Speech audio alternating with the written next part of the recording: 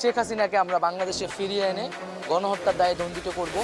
এমন কোনো শক্তি এখনো তৈরি হয়নি বাংলাদেশে যে আওয়ামী লীগ সরকারকে তারা উৎখাত করতে পারে। বাংলাদেশের অন্তর্বর্তী সরকারের প্রধানমন্ত্রী তারেক রহমান এবার শেখ হাসিনাকে ভারত থেকে ফিরিয়ে আনার জন্য একটি কঠোর কূটনৈতিক ও আইনি পদক্ষেপ গ্রহণ করেছেন। সরকারি সূত্র জানিয়েছে, প্রধানমন্ত্রী নিজে ভারত সরকারের কাছে একটি বিশেষ চিঠি পাঠিয়েছেন এবং দ্বিপাক্ষিক আলোচনার জন্য উচ্চ পর্যায়ের একটি প্রতিনিধি দল শিগগিরই দিল্লি যাচ্ছে। সূত্র মতে গতকাল রাতে প্রধানমন্ত্রী তারেক রহমানের নির্দেশে পররাষ্ট্র মন্ত্রণালয় ভারতের পররাষ্ট্র মন্ত্রণালয়কে একটি বিস্তারিত অনুরোধপত্র প্রেরণ করেছে। এতে শেখ হাসিনার বিরুদ্ধে বাংলাদেশের আদালতে দায়েরকৃত একাধিক হত্যা, গুম, অর্থ পাচার ও মানবতাবিরোধী অপরাধের মামলার বিস্তারিত তথ্য প্রমাণ সংযুক্ত করা হয়েছে।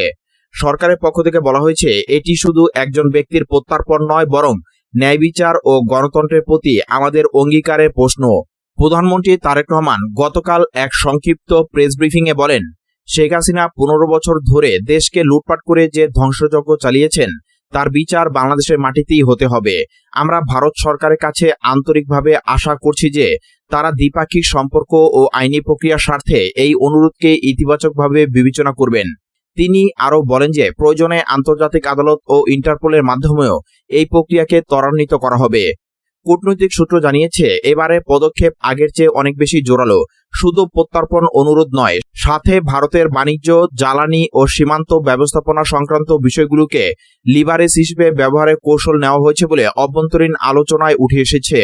ভারতের পররাষ্ট্র মন্ত্রণালয় ইতিমধ্যে অনুরোধপত্রটি গ্রহণ করে পর্যালোচনাধীন বলে জানিয়েছে। বিএনপি ও সমমনা দলগুলো এই পদক্ষেপকে স্বাগত জানিয়েছে। বিএনপির মহাসচিব মির্জা ফখরুল ইসলাম আলমগীর বলেন, প্রধানমন্ত্রী তারেক রহমানের সাহসী নেতৃত্বে দেশ এখন অপরাধীদের বিচারের মুখোমুখি করতে পারবে। জনগণ এই বিচারের অপেক্ষায় ছিল।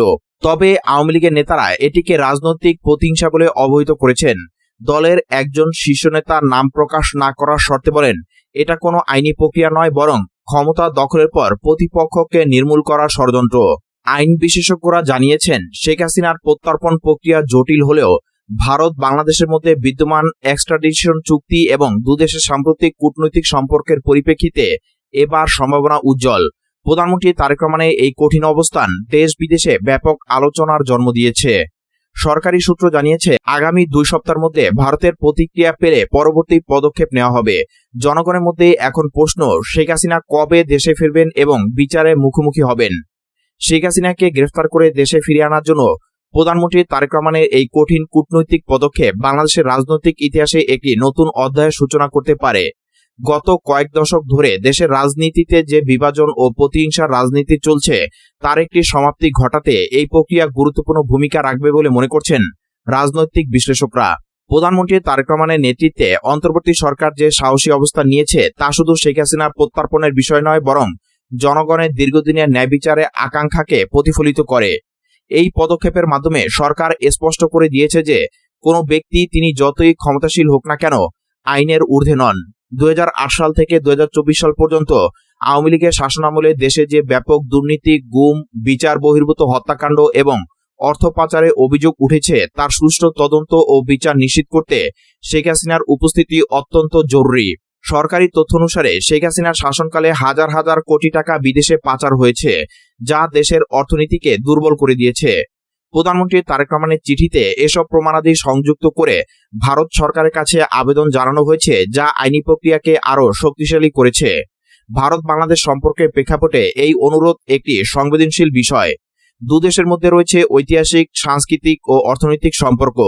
ভারত সরকার এতদিন শেখ হাসিনাকে রাজনৈতিক আশ্রয় দিয়ে এসেছে, কিন্তু বর্তমান অন্তর্বর্তী সরকারের কূটনৈতিক তৎপরতায় আশা করা যাচ্ছে যে দ্বিপাক্ষিক সম্পর্কের স্বার্থে ভারত এবার ইতিবাচক সাড়া দিবে।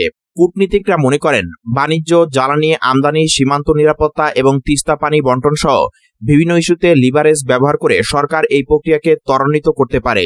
উচ্চ পর্যায়ের প্রতিনিধি দলের দিল্লি সফর এই প্রক্রিয়ার গুরুত্বপূর্ণ মাইলফলক হতে পারে। দেশের অভ্যন্তরীণ রাজনীতিতে এই পদক্ষেপের প্রভাব সুদূরপ্রসারী। বিএনপি ও সমমনা দলগুলো এটিকে জনগণের বিজয় হিসেবে অবহিত করেছে। তারা বলছে, শেখ হাসিনার বিচার হলে দেশে গণতন্ত্রের সত্যিকারের পুনঃপ্রতিষ্ঠা সম্ভব হবে। অন্যদিকে আওয়ামী লীগের নেতাকর্মীরা এটিকে রাজনৈতিক প্রতিশোধ বলে দাবি করেছেন। তবে জনমত জরিপে দেখা যাচ্ছে সাধারণ মানুষের বড় অংশ এই প্রত্যর্পণকে সমর্থন করে। তারা মনে করে 15 বছরে অপশাসনের জন্য জবাবদিহিতা নিশ্চিত করা ছাড়া দেশ এগোতে পারবে না।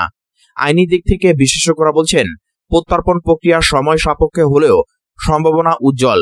বাংলাদেশ ভারত এক্সট্রাডিশন চুক্তি, ইন্টারপোলের রেড নোটিশ এবং আন্তর্জাতিক আইনের বিভিন্ন ধারা এখানে সহায়ক ভূমিকা রাখতে পারে। যদি ভারত সরকার ইতিবাচক সিদ্ধান্ত নেয় তাহলে আগামী কয়েক মাসের মধ্যেই শেখ হাসিনাকে দেশে ফিরিয়ে আনা সম্ভব হতে পারে। এরপর তার বিরুদ্ধে চলমান মামলাগুলো দ্রুততার সাথে নিষ্পত্তি করতে সরকার বিশেষ ট্রাইব্যুনাল গঠনের পরিকল্পনা করছে বলে জানা গেছে। এই ঘটনা শুধু বাংলাদেশের জন্য নয়, দক্ষিণ এশিয়ার রাজনীতিতেও একটি বার্তা। এটি প্রমাণ করে যে জনগণের আন্দোলনের মাধ্যমে ক্ষমতা পরিবর্তন হলে অতীতের অপরাধীরা আর পার পাবে না। প্রধানমন্ত্রী তারেক রহমানের এই সিদ্ধান্ত তার নেতৃত্বের দৃঢ়তা ও দেশপ্রেমের প্রকাশ। তিনি বারবার বলেছেন, বাংলাদেশকে একটি নতুন, সমৃদ্ধ ও গণতান্ত্রিক দেশ হিসেবে গড়ে তুলতে চাই। সেই লক্ষ্যে অপরাধীদের বিচার অপরিহার্য। তবে চ্যালেঞ্জও কম নয়। আন্তর্জাতিক মানবাধিকার সংস্থাগুলো হয়তো ন্যায্য বিচার প্রক্রিয়া নিয়ে প্রশ্ন তুলতে পারে। সরকারকে স্বচ্ছতা ও আইনের শাসন মেনে চলতে হবে। একই সাথে দেশের অর্থনৈতিক স্থিতিশীলতা বজায় রাখা, বিনিয়োগ আকর্ষণ এবং জনগণের জীবনযাত্রার মান উন্নয়নের দিকেও নজর দিতে হবে। শেখ হাসিনার প্রত্যর্পণ যদি সফল হয় তাহলে এটি শুধু একজন ব্যক্তির বিচার নয়, বরং একটি যুগের অবসান এবং নতুন যুগের সূচনা হিসেবে চিহ্নিত হবে। জনগণ এখন অপেক্ষায় আছে কবে আসবে সেই দিন, যেদিন শেখ হাসিনা বাংলাদেশের আদালতে দাঁড়িয়ে জবাব দিতে বাধ্য হবেন। প্রধানমন্ত্রী তারেক রহমানের এই কঠিন পদক্ষেপ দেশবাসীকে নতুন আশা দেখাচ্ছে। ইতিহাস সাক্ষী থাকবে কিভাবে একটি জনগণের আন্দোলনের পর একটি সরকার দৃঢ়তার সাথে ন্যায় বিচার প্রতিষ্ঠায় এগিয়ে গিয়েছে। এই প্রক্রিয়ায় সফলতা নির্ভর করবে কূটনৈতিক দক্ষতা, অভ্যন্তরীণ ঐক্য এবং আন্তর্জাতিক সমর্থনের উপর। বাংলাদেশ যদি এই চ্যালেঞ্জ মোকাবেলা করতে পারে তাহলে ভবিষ্যতে আর কোনো স্বৈরাচারী শাসক জনগণের উপর অত্যাচার চালিয়ে পার পাবে না। এটি হবে সত্যিকারের গণতান্ত্রিক বাংলাদেশের ভিত্তিপ্রস্তর। প্রধানমন্ত্রী তারেক রহমানের নেতৃত্বে দেশ আজ একটি টার্নিং পয়েন্টে দাঁড়িয়ে। শেখ হাসিনার প্রত্যর্পণ শুধু একটি আইনি প্রক্রিয়া নয়, এটি জাতির আত্মশুদ্ধি ও ন্যায় বিচারের প্রতীক হয়ে উঠুক, এটাই এখন সকলের প্রত্যাশা। প্রধানমন্ত্রী তারেক রহমানের এই সাহসী ও কঠোর কূটনৈতিক পদক্ষেপ শেখ হাসিনাকে গ্রেফতার করে দেশে ফিরিয়ে আনার প্রক্রিয়াকে এক নতুন গতি দিয়েছে। এটি শুধু একজন প্রাক্তন প্রধানমন্ত্রীর প্রত্যর্পণ নয়, বরং 15 বছরের অপশাসন, দুর্নীতি, গুম ও হত্যার অভিযোগের বিরুদ্ধে জনগণের দীর্ঘ প্রতীক্ষিত ন্যায় বিচারের প্রতীক হয়ে উঠেছে। সরকারের এই অবস্থান প্রমাণ করে যে কেউই আইনের ঊর্ধ্বে নয়। ভারত সরকারের সঙ্গে চলমান আলোচনা, উচ্চ পর্যায়ের প্রতিনিধি দলের সফর এবং প্রয়োজনীয় লিভারেজ ব্যবহারের মাধ্যমে সরকার প্রক্রিয়াটিকে দ্রুততর করতে বদ্ধপরিকর। রাজনৈতিক বিশ্লেষকরা মনে করেন, এই উদ্যোগ সফল হলে বাংলাদেশে গণতন্ত্রের সত্যিকারের পুনঃপ্রতিষ্ঠা ও জবাবদিহিতার এক নতুন যুগ শুরু হবে। তবে এই প্রক্রিয়ায় কূটনৈতিক দক্ষতা, আইনি স্বচ্ছতা ও আন্তর্জাতিক সমর্থন অত্যন্ত জরুরি। জনগণ এখন অধীর আগ্রহে অপেক্ষা করছে কবে শেখ হাসিনা বাংলাদেশের আদালতে দাঁড়িয়ে জবাবদিহি করবেন। প্রধানমন্ত্রী তারেক রহমানের এই দৃঢ় পদক্ষেপ দেশবাসীকে নতুন আশা ও বিশ্বাস জুগিয়েছে যে অপরাধের কোনো ছাড় নেই। এটি হবে বাংলাদেশের ইতিহাসে এক ঐতিহাসিক মোড়, যেখানে জনগণের আন্দোলনে বিজয়কে চূড়ান্ত রূপ দেওয়া হবে।